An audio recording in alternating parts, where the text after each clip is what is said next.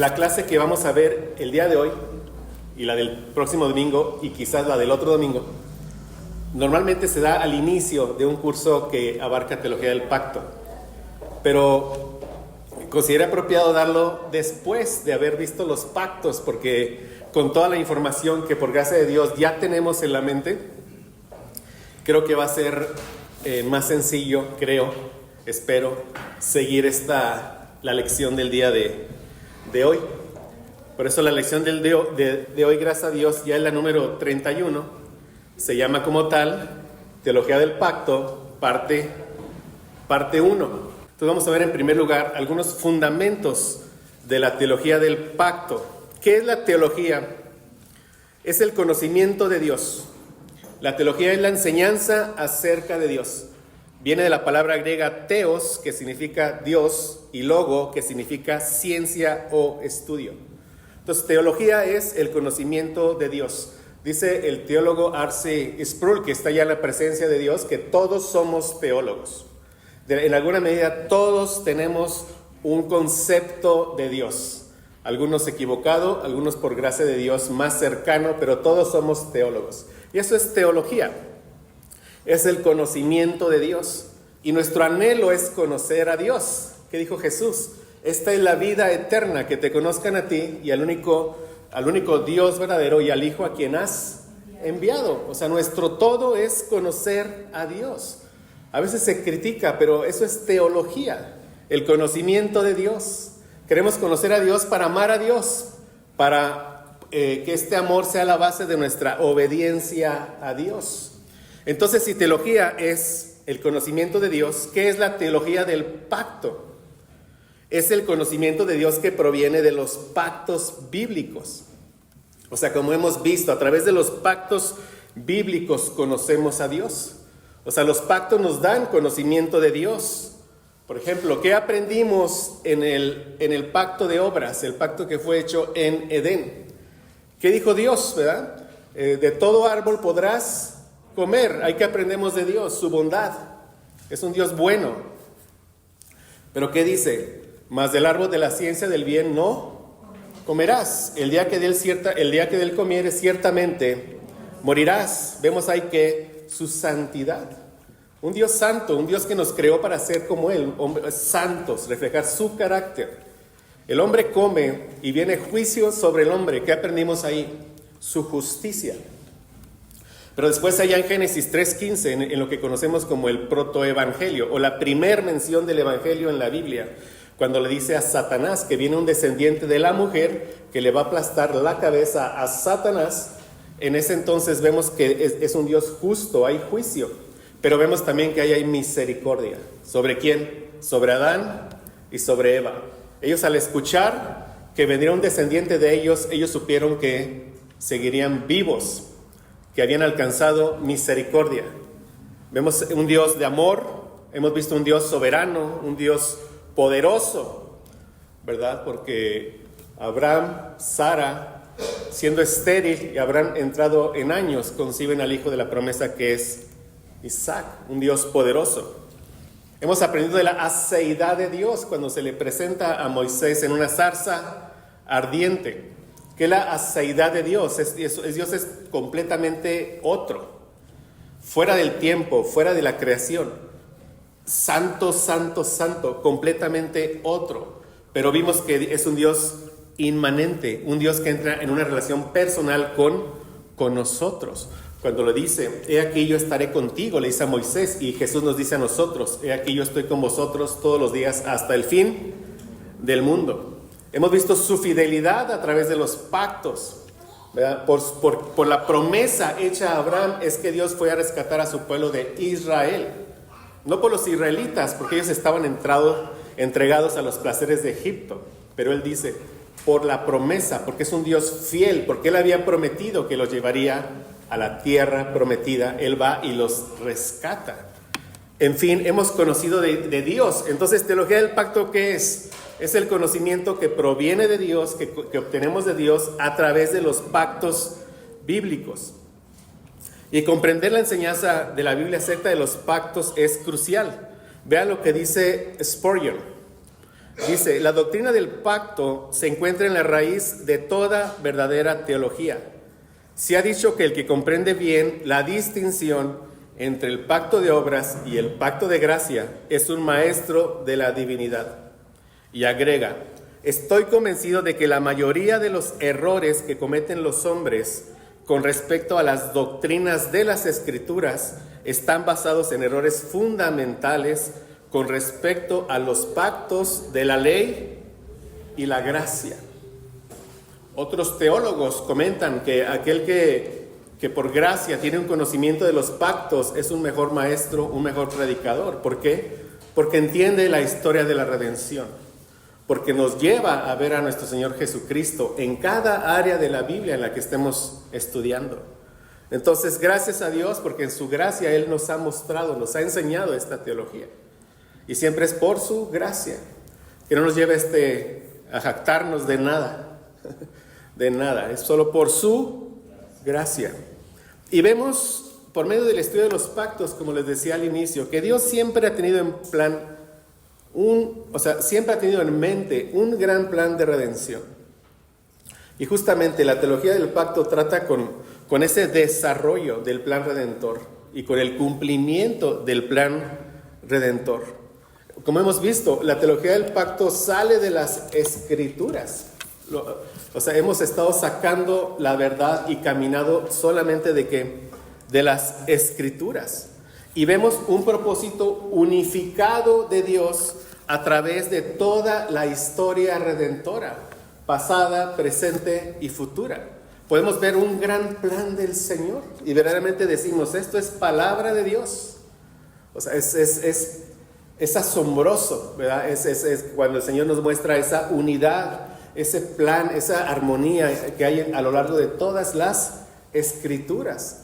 Sabemos que la Escritura está compuesta por 66 libros, más de 40 autores, y fue escrita a lo largo de miles de años de separación entre ellos, miles de kilómetros entre ellos, y al final tenemos el libro, inspirado por Dios.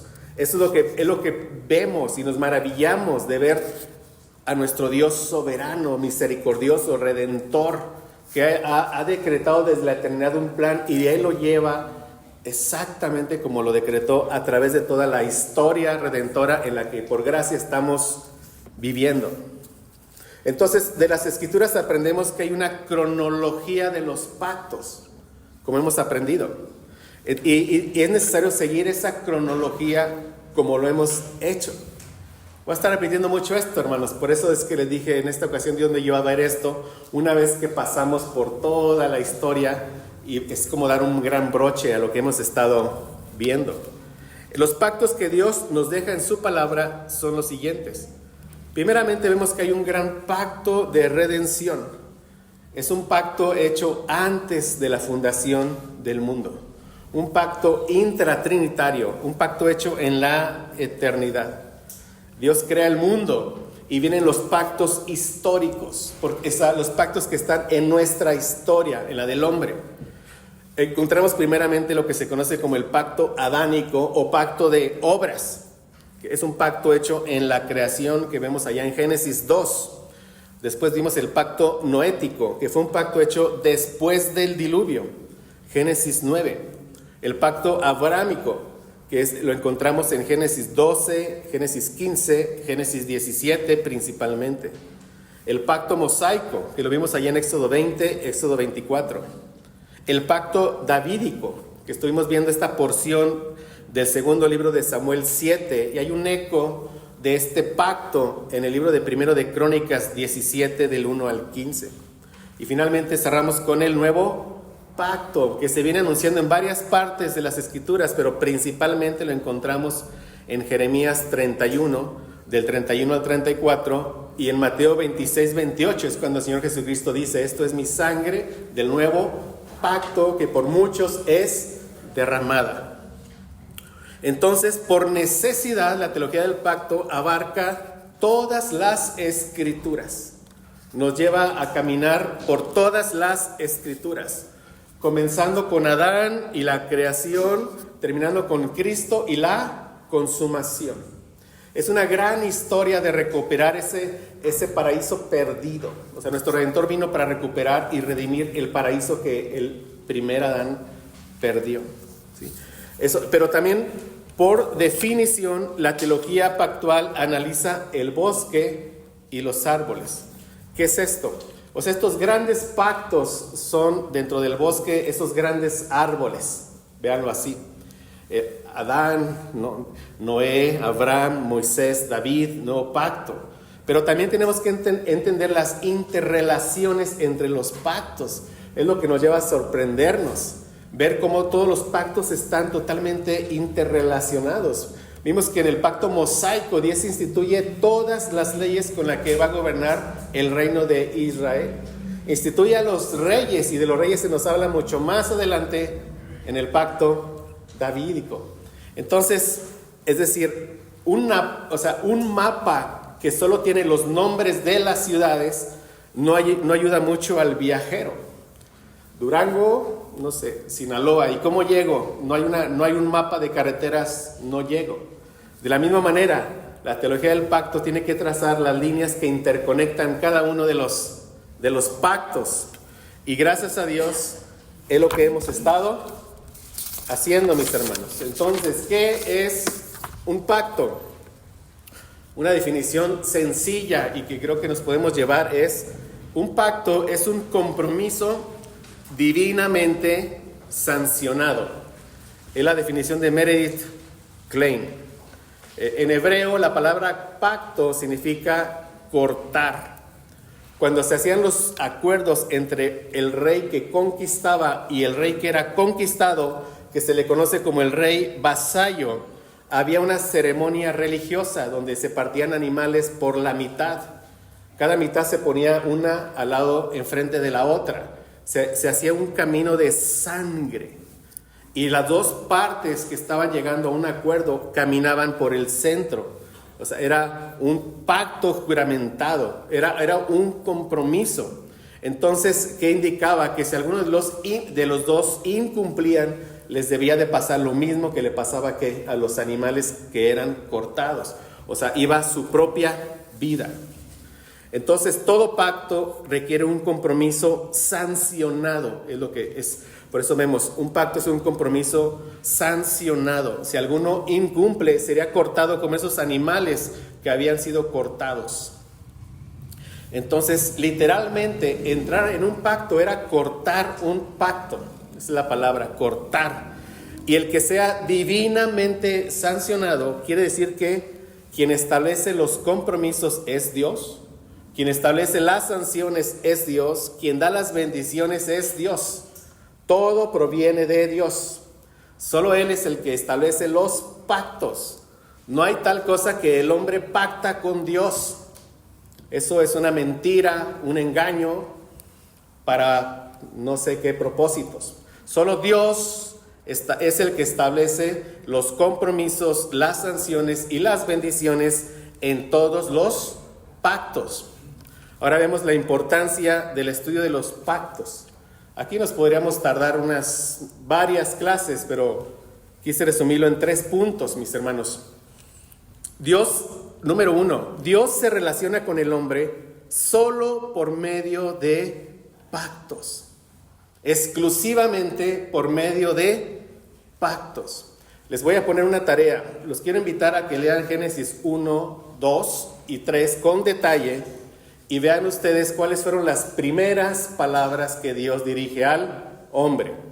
Lléveselo de tarea, sabiendo que Dios se relaciona con el hombre solo por medio de pactos.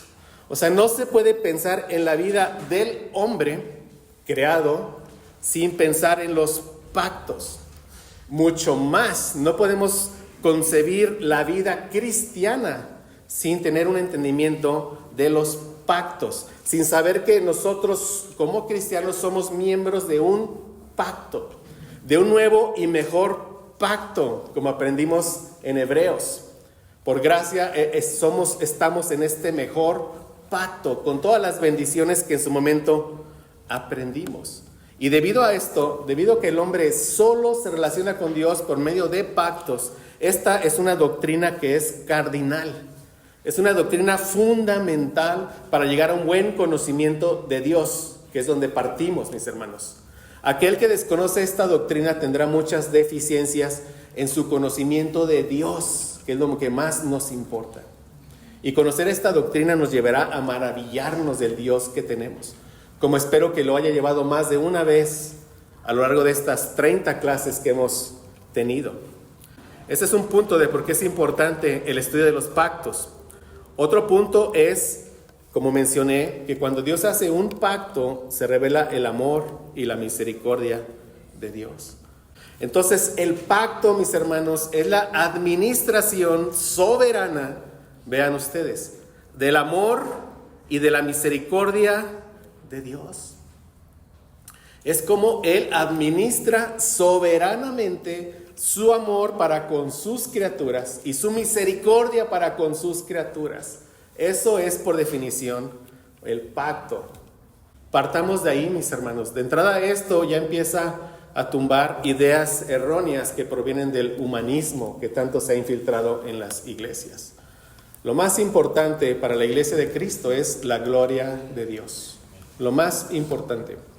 Y solo cuando entendamos que estamos en el pacto, solo porque nos amó desde la eternidad, porque nos escogió en Cristo y porque en un dado momento de nuestra historia Él decidió tener misericordia de nosotros, solo entonces es cuando conoceremos verdaderamente a nuestro Señor.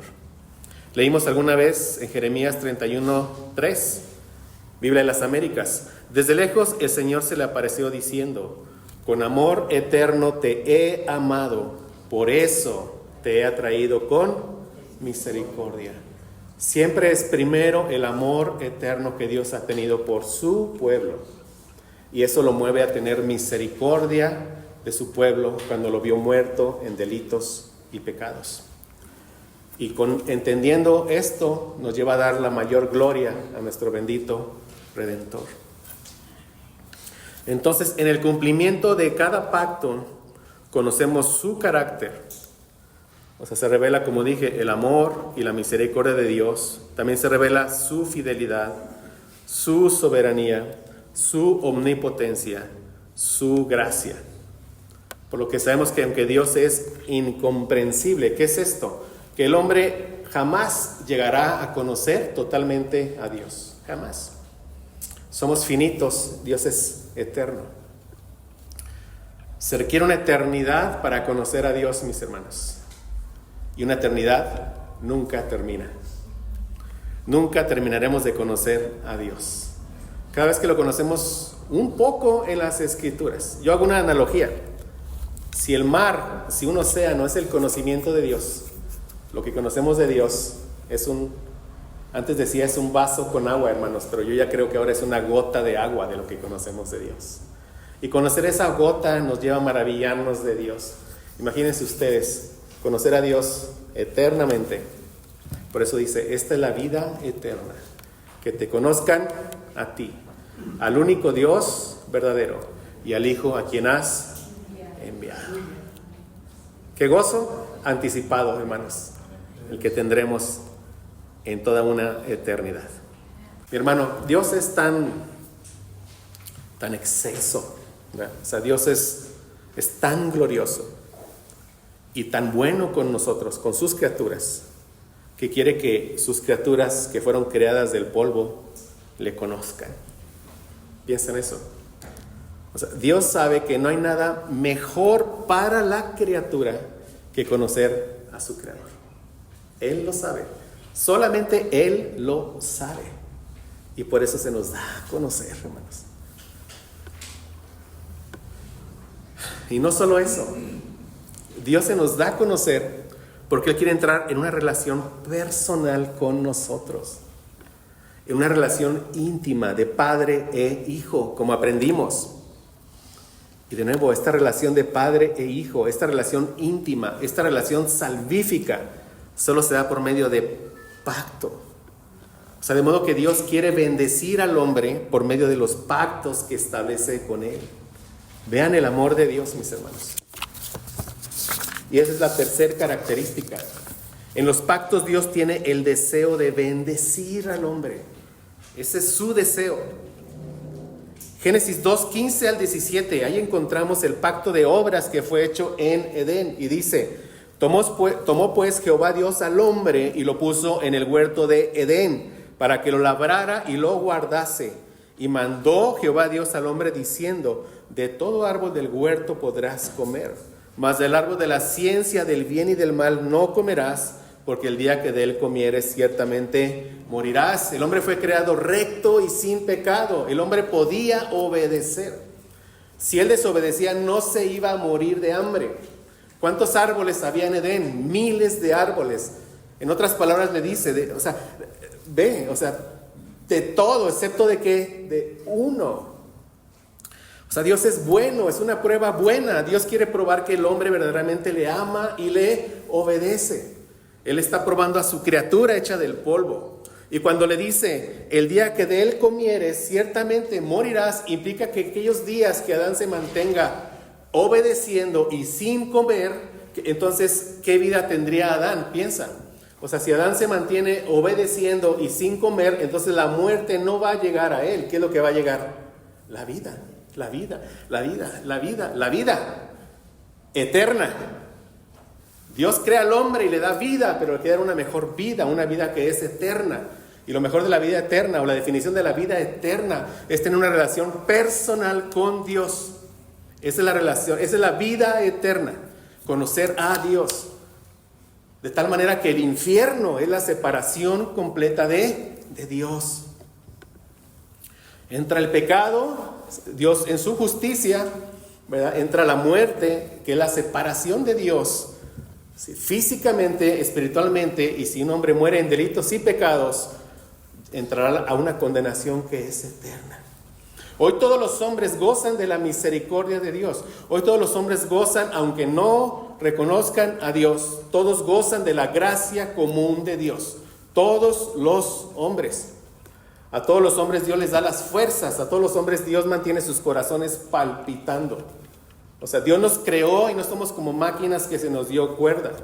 Dios nos sostiene. Dios es el que sostiene cada aliento de vida, cada respiro que damos. Es porque Cristo está sosteniendo que toda su creación. Todos los hombres que niegan a Dios tienen mucha gracia común de Dios. Dios es bueno para con todos ellos, aunque lo nieguen. Pero si ellos en vida mueren sin Cristo, les espera la separación eterna, completa, absoluta de Dios. ¿Cómo será eso? Gracias a Dios, si hemos creído en Cristo, nunca lo sabremos. Terrible. El hombre cae, pero Dios promete que vendría un redentor. Génesis 3:15. Él lo promete. Y por causa del redentor, cuando la maldad era mucha en la tierra, cuando se nos dice allá en Génesis 6:5 que vio Dios la maldad de los hombres y era de continuo solamente el mal. Por causa de la promesa, porque la simiente prometida no había nacido, por causa de la promesa es que Dios da de su gracia a Noé. Mas Noé halló gracia. Si es por gracia, ya no es por obras. Noé estaba igualmente viviendo como impío, pero Noé halló gracia. No es como esos libritos que se enseñan a los chiquitos, que ahí ponen peleándose y ven a Noé así como, y Dios, ahí está uno bueno, por él derramo mi gracia. Eso ya rompe la definición de gracia. Si es por gracia, no es por obras. Fue la iniciativa de Dios. ¿Por causa de qué? De la promesa. Noé halló gracia. Y viene el pacto noético que encontramos en Génesis 9, del 8 al 11. En este pacto Dios se compromete a sostener y estabilizar la creación. Él promete que la tierra no será destruida otra vez con un diluvio. Él lo que está haciendo es estabilizando su creación para que su plan de redención se siga desarrollando a lo largo de toda la historia. Por causa de Dios, mis hermanos. Y por causa de Él es porque Él tiene amor, misericordia de nosotros. Después vemos que Abraham estaba adorando a otros dioses con su padre. Y Dios va en busca de Abraham, del padre de la fe. Oye, ni aún Abraham buscó a Dios. No, porque después de la caída nadie busca a Dios, ni siquiera uno. Josué 24:2. Abraham estaba con su padre Tare, dice, al otro lado del río, adorando a otros dioses. Y Dios lo llama y le dice, vete de tu tierra y de tu parentela, de la casa de tu padre, a la tierra que te mostraré.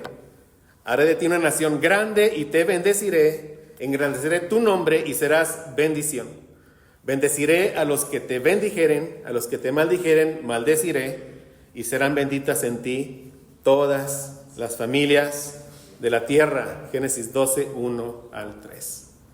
Estamos viendo que en los pactos Dios tiene el deseo de bendecir, y vaya que bendijo a nuestro padre Abraham por la fe. Vaya que lo bendijo. Lo hizo el padre de dos simientes, una natural, el padre de los judíos, y otra espiritual, el padre de los hijos de fe. Bendijo grandemente a Abraham y le dice, serán benditas en ti todas las familias de la tierra. Le dice, esa simiente que le prometía a la mujer, esa simiente vendrá de ti, le dice Abraham. Abraham conocía de la promesa. Ahora él entiende que de él viene el descendiente. Esa bendición que vendrá a familias de toda lengua, tribu, pueblo y nación es la salvación en Cristo Jesús. Dios, por medio de pactos, tiene el deseo de bendecir a su pueblo. Amén. Después, los israelitas, ¿verdad? Viene una hambruna y llegan ¿a dónde? A Egipto. Allá en Egipto, en el plan de Dios se multiplican y se cumple una de las promesas dadas a Abraham. Haré de ti una nación grande. Son multiplicados bajo la opresión de los egipcios. Pero él, por causa de la promesa dada a Abraham, va a rescatar a su pueblo de Egipto. Y les dice en Éxodo 19:4-6, vosotros visteis lo que hice a los egipcios y cómo os tomé sobre alas de águila y os he traído a mí. Por causa de que te salvé, ahora me vas a obedecer. Nuestra obediencia siempre es una consecuencia de la salvación. Vosotros visteis lo que hice a los egipcios, juicio sobre ellos, pero sobre ustedes cómo os tomé sobre alas de águila y os he traído a mí, cómo te salvé.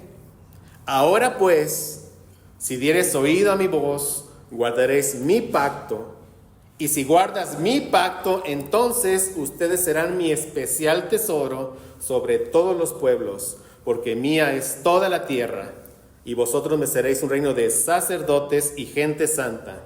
Estas son las palabras que dirás a los hijos de Israel, palabras que fueron dadas a Moisés. Aquí entra en un pacto con ellos, en un pacto donde hay condiciones, pero Dios de nuevo quiere que bendecir. Dios es justo y Él siempre ha establecido la condición de una obediencia perfecta. Por eso le dice, mía es toda la tierra y entre todos los pueblos, tú eres mi especial tesoro. Pero lo vas a hacer si eres obediente. Pero ellos estaban muertos en delitos y pecados y no podían obedecer. Pero eso a qué apuntaba, a nuestra bendita simiente prometida, nuestro Señor Jesucristo, quien nacería bajo la ley y Él cumpliría con todo y Él daría esa vida eterna a aquellos que pongan la fe en Cristo.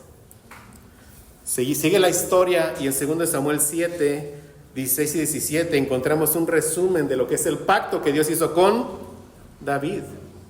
Pero vean ustedes, siempre el deseo de Dios de bendecir a su pueblo, bendecir a su pueblo. Será firmada tu casa y tu reino para siempre delante de tu rostro, y tu trono será estable eternamente. Conforme a todas estas palabras y conforme a toda esta visión, así habló Natán a David. O sea, el pacto davídico es la promesa que Dios le hace a David de establecer su reino eternamente. Apuntaba al reino eterno de nuestro Señor Jesucristo. Finalmente llega el nuevo pacto que fue anunciado desde tiempos antiguos. Principalmente en Jeremías 31:33 leemos: pero este es el pacto que haré con la casa de Israel después de aquellos días, dice Jehová. Daré mi ley en su mente y la escribiré en su corazón. Yo seré a ellos por Dios, ellos me serán por pueblo. Bendiciones que apuntaban al verdadero Israel, aquel que ha sido circuncidado del corazón. Bendiciones que tenemos todos y cada uno de los que hemos puesto nuestra fe en nuestro Señor Jesucristo. Si estamos en un pacto, entonces hemos recibido mucha bendición de nuestro Señor. Amén. Vamos a ver las partes que conforman un pacto. Estamos viendo que Dios en su gracia decide bendecir sobre la base del pacto establecido por Él. Sobre la base del pacto que Dios establece con el hombre. Veamos el lado izquierdo que tienen aquí, al final de la hoja 3. Miren ustedes. Si la bendición es por la ley, por un mandato, entonces la respuesta esperada del hombre, ¿qué es, mis hermanos? La obediencia. Entonces, si el hombre desobedece, ¿sobre quién recae la sanción? Sobre el hombre. Esto es lo que se conoce como un pacto de obras. Si la bendición no es por un mandato, sino por una promesa, estamos del lado derecho. Entonces, ¿cuál es la respuesta que se espera del hombre, mis hermanos? La respuesta que se espera del hombre es la fe. Y si vean ustedes, si Dios no cumple con sus promesas, ¿sobre quién recae la sanción? Sobre Dios mismo. Y el Hijo vino para vivir una vida perfecta y para cargar con nuestros pecados. Por eso la ira de Dios fue ¿sobre quién? Sobre el Hijo. Esto es un pacto de gracia. Mis hermanos, Génesis 2 del 15 al 17. ¿Qué tenía que hacer Adán para recibir la promesa? Obedecer. Entonces, si la bendición es por la obediencia, es un pacto de obras. Va de nuevo. ¿Qué tenía que hacer Adán para recibir la promesa? Obedecer, y yo agregaría perfectamente. Si la bendición es por la obediencia perfecta, es un pacto de obras. ¿Sí, mis hermanos? Vean ustedes Génesis 12 del 1 al 3, las promesas que Dios le da a Abraham. ¿Qué tenía que hacer Abraham para recibir la promesa? ¿Qué tenía que hacer Abraham? Creer. Extender su mano y recibir ese regalo de gracia. Solo que creer. No encontramos ninguna condición aquí dada a Abraham. Si la bendición es por la fe, es un pacto de gracia. ¿Sí lo ven, mi hermano? Entonces, de modo, mis hermanos, que con esto en mente, encontramos tres tipos de pactos bíblicos en la Biblia. Un pacto de redención, que se le conoce como un pacto intratrinitario, un pacto hecho en la eternidad, y se le conoce como ese consejo de paz hecho en la eternidad. Es el pacto de redención. Encontramos un pacto de obras, que es el pacto que Dios hace con Adán.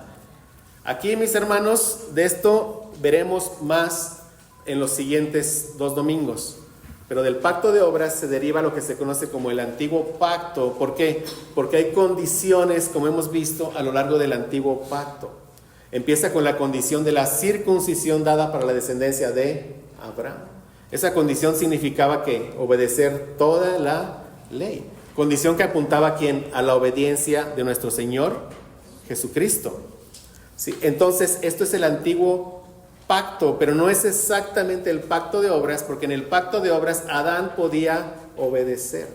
Y ya los siguientes pactos, el hombre por él mismo, aparte de la gracia de Dios, ya no puede obedecer, mis hermanos. Pero se conoce como antiguo pacto porque hay promesas, condiciones, sanciones. Promesas que ganaría Cristo por su obediencia para nosotros. Sanciones que recaerían en nuestro Señor Jesucristo para nosotros, para el pueblo del nuevo pacto. Entonces tenemos un pacto de redención, tenemos pacto de obras y tenemos pacto de gracia. El pacto de gracia, entiéndelo así, mi hermano. Allá en la eternidad hubo un pacto intratrinitario que es el que veremos el día de hoy. Y todo el desarrollo lo vemos a lo largo de ¿qué? De la historia. Entonces, ese desarrollo histórico de este pacto de redención, ese desarrollo a lo largo de la historia, es lo que se conoce como el desarrollo del pacto de gracia. ¿Me explico, mis hermanos? Como siempre, ¿verdad? Después tiene que volver a repasar esta lección. Entonces, de modo que el primer destello del pacto de gracia se da en Génesis 3:15, cuando Dios promete que vendrá de la mujer alguien que aplastará la cabeza de la serpiente. Es el primer destello. Y este destello va aumentando en brillo, en brillo, en brillo. Entonces el pacto de gracia se va desarrollando. Pero su establecimiento se conoce como el nuevo pacto. Ese es su establecimiento cuando Jesús derrama su sangre en la cruz del Calvario. Amén. De estos dos seguiremos hablando más en los siguientes 2 domingos. Hoy lo que resta de esta hora, que ya no resta mucho, mis hermanos, vamos a ver pacto de redención. O sea, en este pacto, mis hermanos, aprendemos que la redención, que la salvación de los hombres, no es un plan B, o no es un plan de contingencia, no es un plan improvisado, sino que es un plan que fue diseñado desde la eternidad. A este pacto hay una objeción común.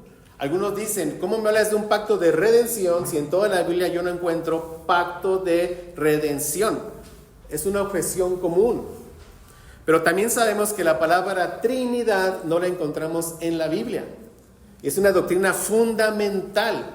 Aquel que niega la Trinidad no ha sido salvado por Dios.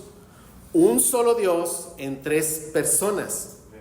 Entonces, dado esa objeción de que no hay un pacto, la palabra pacto de redención en la Biblia, lo que vamos a hacer, mis hermanos, es que con las Escrituras, con la ayuda del Señor, vamos a llegar nosotros a conocer lo que es un pacto de redención. Y vamos a ver 7 evidencias bíblicas. La primera la encontramos aquí en Juan 5:30, que se lo puse en la versión de las Américas. Dice, yo no puedo hacer nada por iniciativa mía. ¿Quién está hablando aquí, mis hermanos? Nuestro Señor Jesucristo. Pero vean lo que Él dice.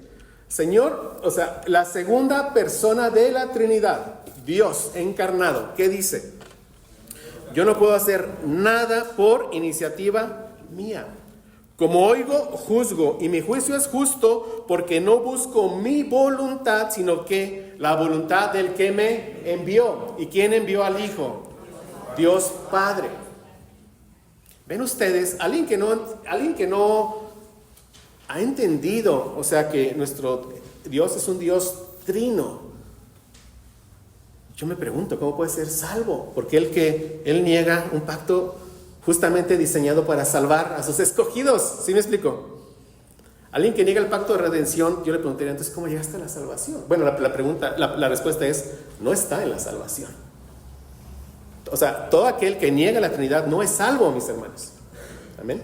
Entonces aquí vemos que la voluntad del Padre, o sea, hay una voluntad del Padre que envía a su Hijo. Y el Hijo no hace nada por su iniciativa, sino que solo busca la voluntad de ¿quién? Del Padre. Entonces el Padre tiene una voluntad soberana relacionada con algo que el Hijo tiene que hacer. Y el Padre envió al Hijo al mundo conforme a esa voluntad y ese plan. Y el Hijo obediente está de acuerdo en cumplir con la voluntad del Padre. De modo que hay un acuerdo de voluntades. O sea, el Hijo no vino obligado. Era la voluntad del Padre para con el Hijo, pero el Hijo acepta la voluntad del Padre y se sujeta a la voluntad del Padre. Hay un acuerdo de voluntades. Juan 6, 38 al 39, la evidencia 2, dice, sigue diciendo nuestro Señor Jesucristo, porque he descendido del cielo, no para hacer mi voluntad, sino la voluntad del que me envió. Entonces, esta voluntad del Padre le fue dada al Hijo antes de su encarnación. ¿Sí lo ves? He descendido del cielo, o sea, Él ya se encarna, no para hacer mi voluntad, sino la voluntad del que me envió. Y esta es la voluntad del Padre, para que no haya duda, del que me envió, que de todo lo que me diere, no pierda yo nada, sino que lo resucite en el día postrero. Entonces, ¿para qué vino Cristo, mis hermanos? Para que todo lo que el Padre le dio no se pierda. ¿Cristo vino para qué? Vino para salvar, mis hermanos. O sea, no vino para hacer posible la salvación. Y para que un hombre muerto en delitos y pecados, que no busca a Dios, decida recibir a Dios. No, hermanos.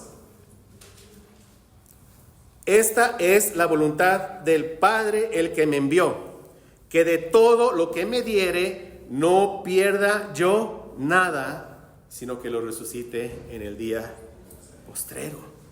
De nuevo, vemos que hay un acuerdo de voluntades, pero vemos algo más, que este acuerdo fue hecho antes de la encarnación de Cristo.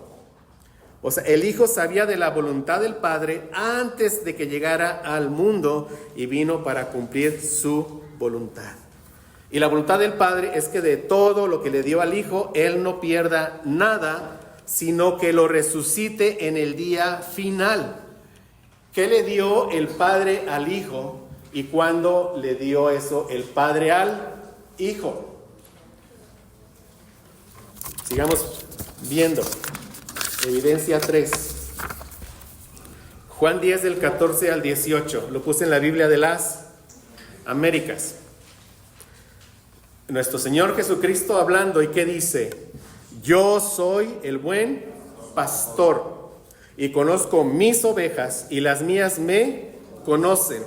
De igual manera que el Padre me conoce, y yo conozco al Padre. ¿De qué tipo de conocimiento está hablando aquí nuestro Señor Jesucristo? Léelo de nuevo. Yo soy el buen pastor, y conozco mis ovejas, y las mías me conocen. Y ve el tipo de conocimiento. De igual manera que el Padre me conoce, y yo conozco al Padre. ¿Qué tipo de conocimiento? Íntimo, personal, salvífico. ¿Sí, mi hermano? Sí. ¿Y qué dice? Doy mi vida ¿por quiénes? Por las ovejas. No vino a dar su vida para hacer posible la salvación para todo el mundo. Él vino a dar su vida para rescatar a aquellos que el Padre le dio desde la eternidad. Y aquí vemos que lo que el Padre le dio son ovejas. Amén. Y dice el Juan 10, 16. Tengo otras ovejas que no son de este redil. A estas también me es necesario traerlas, y oirán mi voz y serán un rebaño con un solo pastor. Aquí hablaba de las ovejas del redil de los gentiles, mis hermanos. Estás en Cristo, ahí estabas tú. Tú escuchaste la voz de tu pastor porque ya eras una oveja escogida desde antes de la fundación del mundo. Y dice Cristo, por eso el Padre me ama, porque yo doy mi vida para tomarla de nuevo. Nadie me la quita, sino que yo la doy de mi propia voluntad. Tengo autoridad para darla, y tengo autoridad para tomarla de nuevo. Y ve lo que dice: este mandamiento recibí de mi Padre. Mandamiento. Un pacto. Estamos viendo ahí elementos de un pacto. Entonces vemos que en el verso 14, vemos que lo que el Padre le dio al Hijo son personas que aquí identifica como ovejas. El Hijo dice: conozco mis ovejas y las mías me conocen. Está hablando de un conocimiento personal, íntimo, porque dice que las conoce de la misma manera que el Padre me conoce y yo conozco al Padre. Conoce a cada una de ellas. Y agrega en el verso 16: tengo otras ovejas, ya son de Él, y esas ovejas oirán su voz. O sea, una oveja se caracteriza porque o ha escuchado la voz de su pastor, o escuchará la voz de su pastor. Y solo las ovejas lo escucharán. Amén. Mira lo que Jesús le dice a los judíos que no creían en Él. En Juan 10:26. Pero vosotros no creéis porque no sois de mis ovejas.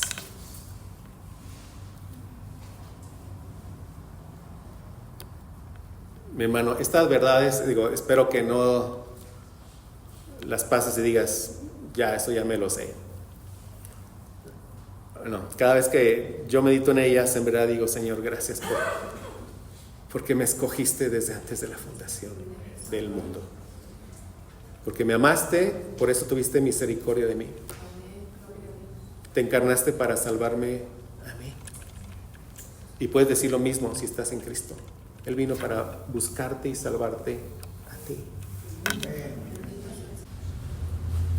Juan 10:27 dice: mis ovejas oyen mi voz y yo las conozco y me siguen. Y en Juan 10:29 vemos que fue el Padre quien le dio al Hijo personas que aquí identifica como ovejas. Dice: mi Padre que me las dio es mayor que todos y nadie las puede arrebatar de la mano de mi Padre. Vemos algo más. Dice el Señor Jesús: doy mi vida. En el verso 15, ¿qué dice? Yo doy mi vida por las ovejas. Y agrega en el verso 18: yo la doy de mi propia voluntad. O sea, vemos nuevamente que hay un acuerdo de voluntades. Es la voluntad del Padre que el Hijo dé su vida por las ovejas que le dio. Y el Hijo da su vida por las ovejas de su propia voluntad. O sea, de tal manera que Cristo viene para vivir por sus ovejas y para morir por ellas. Entonces es un representante de las ovejas que el Padre le dio. Es una cabeza federal. Él viene a representar a las ovejas, a morir porque ellas cometen pecado, merecen morir, pero Él va a morir en lugar de ellas. Y vino a vivir la vida que ellas deberían de vivir. Y algo más, vemos que hay un mandamiento. Al final del verso 18, dice: este mandamiento recibí de mi Padre. Vean, antes de venir al mundo, el Hijo recibió un mandamiento.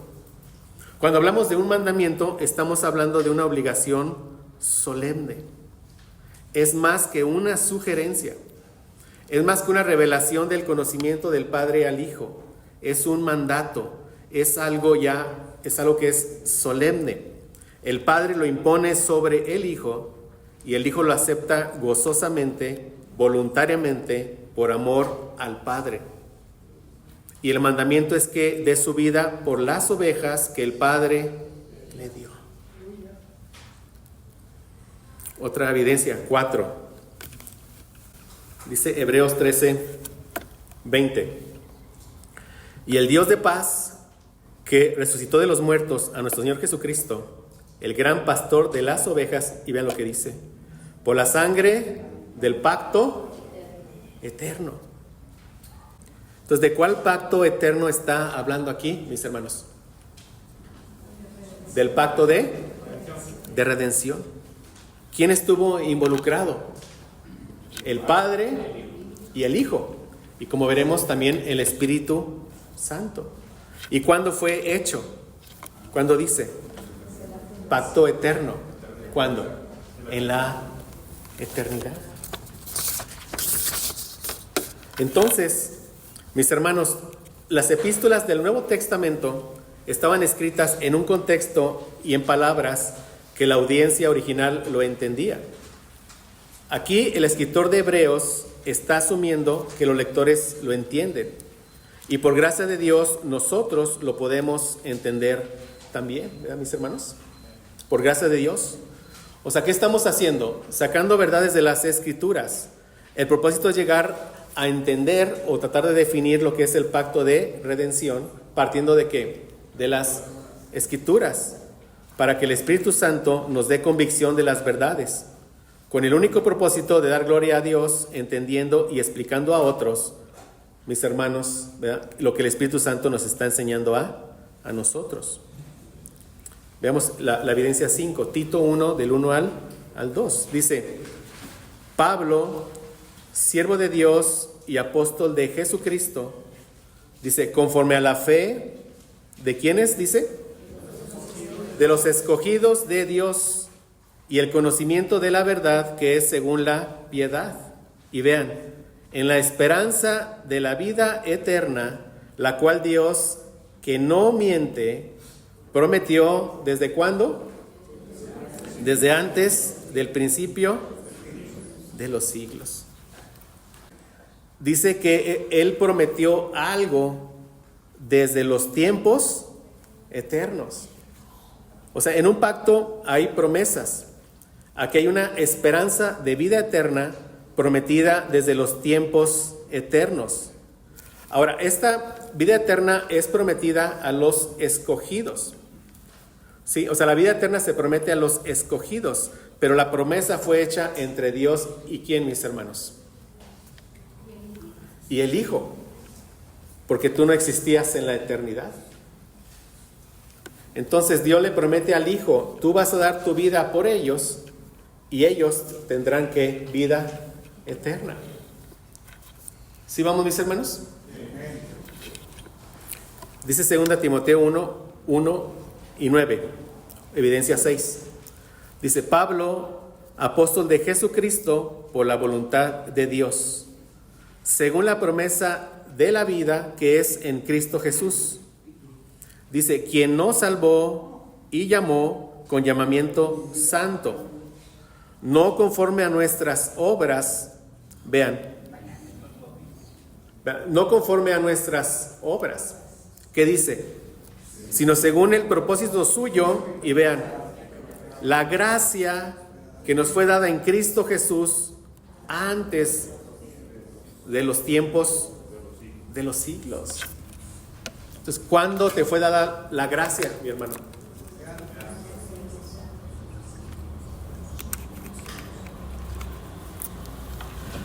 Dice aquí, según el propósito suyo. ¿Y desde cuándo tuvo ese propósito? Desde la eternidad. Y la gracia que nos fue dada en Cristo Jesús antes de los tiempos de los siglos. Y esta promesa de vida eterna solo puede darse en Cristo Jesús. Amén. Entonces, si eres un hijo de Dios, sabes que por gracia has sido salvado, y no tenemos duda de eso, pero estamos aprendiendo que esa gracia nos fue dada en Cristo Jesús desde la eternidad. Amén. Y si la gracia nos fue dada desde la eternidad, implica que Dios sabía que íbamos a caer en pecado. Eso es lo que Él sí sabía. Algunos dicen, Dios sabía que tú ibas a tomar una decisión por Cristo en el futuro. Eso no es cierto. Pero lo que sí sabía es que íbamos ¿qué? A caer ¿qué? En pecado. Esta frase me la dijo a mí un amigo presbiteriano que me impactó mucho. Y no sé de dónde la tomó él, pero dice, Dios antes de decir sea la luz, dijo, iré a la cruz. A la cruz. Entonces la gracia nos fue dada en Cristo Jesús, porque solo por su sacrificio es que podemos llegar a la salvación. Y esto es algo que ya estaba pactado desde la eternidad. Como vemos en 1 de Pedro 1, 18 al 20. Sabiendo que fuisteis rescatados de vuestra vana manera de vivir, la cual recibisteis de vuestros padres, no con cosas corruptibles como oro o plata, ¿y qué dice? Sino con la sangre preciosa de Cristo, como de un cordero sin mancha y sin contaminación, ya destinado desde antes de la fundación del mundo, ya preparado. El Cordero de Dios ya estaba preparado desde antes de la fundación del mundo. Y dice, pero manifestado en los postreros tiempos por amor de vosotros. Digo, gracias a Dios. Y cerramos con esta evidencia 7. Este pasaje largo, Efesios 1 del 3 y la primera parte del 8. Aquí en este pasaje, mis hermanos, estamos viendo, como dije, en la historia, estamos viendo todo el pacto de redención. Dice, bendito sea el Dios y Padre de nuestro Señor Jesucristo, que nos bendijo con toda bendición espiritual en los lugares celestiales en Cristo. Vean, según nos escogió en Él antes de la fundación del mundo, para que fuésemos santos y sin mancha delante de Él, en amor, habiéndonos predestinado para ser adoptados hijos suyos por medio de Jesucristo, según el puro afecto de su voluntad, para alabanza de la gloria de su gracia, con la cual nos hizo aceptos en el amado, en quien tenemos redención por su sangre, el perdón de pecados, según las riquezas de su gracia, que hizo sobreabundar para con nosotros en toda sabiduría e inteligencia. Voy a lectura este párrafo. O sea, Dios, desde antes de la fundación del mundo, sabía que la humanidad caería en pecado. Pero según el puro afecto de su voluntad, le plació escoger a algunos desde antes de la fundación del mundo en Cristo. Y estos escogidos fueron regalados al Hijo por el Padre, siendo la voluntad del Padre que el Hijo diera su vida para la redención de ellos. Y el Hijo, en un pacto gozoso con el Padre, acuerda entregar su vida, de modo que en Cristo, en Él, tenemos redención por su sangre, el perdón de pecados, según las riquezas de su gracia, gracia que nos fue dada desde los tiempos eternos. Y todo esto resulta en que los escogidos le darán la mayor gloria posible a nuestro Dios Trino. Todo para alabanza de la gloria de su gracia. Gracias a Dios, mis hermanos. Entonces, si armonizamos estas evidencias bíblicas que vimos en estos 7 puntos, tenemos lo siguiente. La promesa de salvación fue dada desde tiempos eternos, número 1. Número 2, es una promesa dada por Dios Padre a Dios Hijo. Número 3, en este pacto Cristo será el Redentor y lo acepta voluntariamente. 4, Cristo va a redimir a un pueblo específico que el Padre le dio, representándolo delante de Dios a fin de ganar la gracia y la vida eterna para ellos. Y 5, la vida eterna de ellos resultará en la mayor gloria posible para nuestro Dios. Y aquí tenemos una definición del pacto de redención que da un autor que se llama Berkhoff. Dice, el pacto de redención puede definirse como el convenio entre el Padre que da al Hijo como cabeza y redentor de los elegidos, y el Hijo que acepta voluntariamente el lugar que corresponde a aquellos a quienes el Padre dio al Hijo.